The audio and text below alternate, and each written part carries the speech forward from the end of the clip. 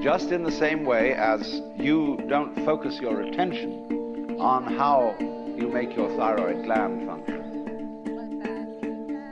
so in the same way you don't have any attention focused on how you shine the sun. So then, let me connect this with the problem of birth and death, which puzzles people enormously, of course. Because in order to understand what the self is, you have to remember that it doesn't need to remember anything. Just like you don't need to know how you work your thyroid gland. So then, when you die, you're not going to have to put up with everlasting non-existence, because that's not an experience. A lot of people are afraid that when they die, they're going to be locked up in a dark room forever. And sort of undergo that. But one of the most interesting things in the world, this is a yoga, this is a way of realization. Try and imagine what it will be like to go to sleep and never wake up. Think about that. Children think about it. It's one of the great wonders of life. What will it be like to go to sleep and never wake up? And if you think long enough about that, something will happen to you. You will find out, among other things, that it'll pose the next question to you. What was it like to wake up after having never gone to sleep? That was when you were born. You see, you can't have an experience of nothing. Nature affords a vacuum. So after you're dead, the only thing that can happen is the same experience, or the same sort of experience as when you were born. In other words, we all know very well that after people die, other people are born. And they're all you. Only you can only experience it one at a time. Everybody is I. You all know you are you. And wheresoever beings exist throughout all galaxies, it doesn't make any difference.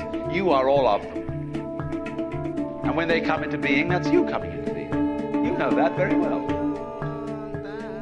Only you don't have to remember the past. In the same way, you don't have to think about how you work your thyroid gland, or whatever else it is in your organism. You don't have to know how to shine the sun. You just do it. Like you breathe.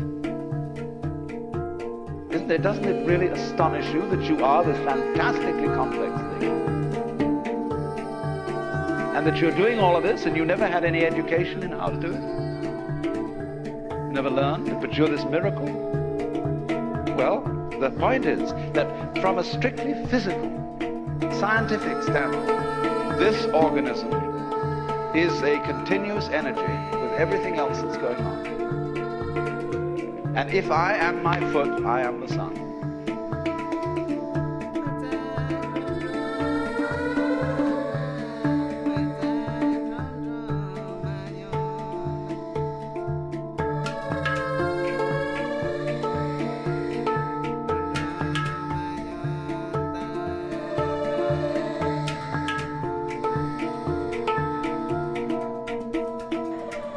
Alchemy is based on a philosophy called Hermeticism that was developed in the 1st and 2nd centuries by Gnostic thinkers, Greeks, Jews, people inside the Roman Empire as it was beginning to show the first signs of degradation and decay, who felt a profound disaffection with their world, a disaffection that on the scale of those times was as profound as our own existential disaffection.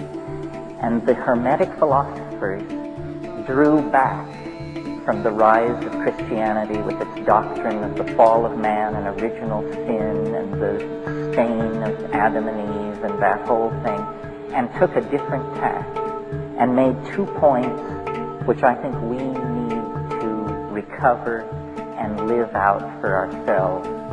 And the first point was that man, which means men and women, human beings, are divine beings not lower than the angels, higher than the angels. The message of the alchemical and hermetic thinkers, and the Corpus Hermeticum actually uses the phrase, man is God's brother. We have no idea what it would mean in our own lives if we could throw off the notion of ourselves as fallen beings. We are not fallen beings.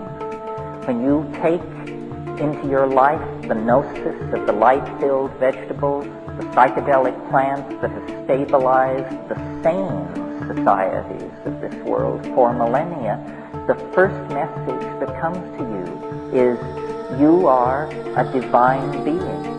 You matter. You count. You come from realms of unimaginable power and light, and you will return to those realms.